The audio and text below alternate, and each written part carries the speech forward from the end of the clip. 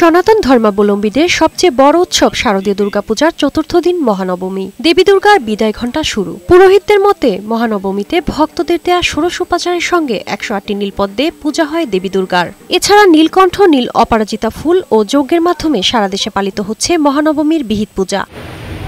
বরিশালের মণ্ডপগুলোতে সকাল থেকেই বর্ণিল পোশাকে মন্দিরে আসতে থাকে ভক্তরা। চণ্ডীপাঠে মুখরিত ছিল মণ্ডপাঙ্গন।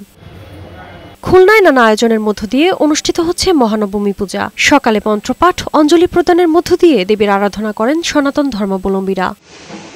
নাটোরে পূজা অর্চনা, অঞ্জলি আর ভোগারতির মধ্য দিয়ে অনুষ্ঠিত হচ্ছে সনাতন ধর্মাবলম্বীদের মহানবমী বিহিত পূজা। সকালে ভক্তদের সমাগমে মন্দিরগুলোর প্রাঙ্গণ মুখরিত হয়ে ওঠে। রাজবাড়ীতে নবমীর সকাল থেকেই পূজা মণ্ডপগুলো ভক্ত আর দর্শনার্থীদের পদচারণায় মুখর হয়ে ওঠে। যজ্ঞের মাধ্যমে দেবী দুর্গার কাছে আহুতি দেয়া হয়। এদিকে দশমীতে নদীপথে নিরাপত্তা নিশ্চিত করতে সর্বোচ্চ সতর্ক অবস্থানে থাকবে কোস্টগার্ড বলে জানিয়েছেন কোস্টগার্ড মহাপরিচালক। সকালে নারায়ণগঞ্জ শহরের রামকৃষ্ণ মিশন আশ্রম পূজা মণ্ডপ পরিদর্শন শেষে একথা জানান তিনি। এই শারদীয় দুর্গাপূজাটা হলো একটা অন্যতম বৃহৎ ধর্মীয় উৎসব, ধর্মীয় রীতিনীতি পালন করে থাকেন।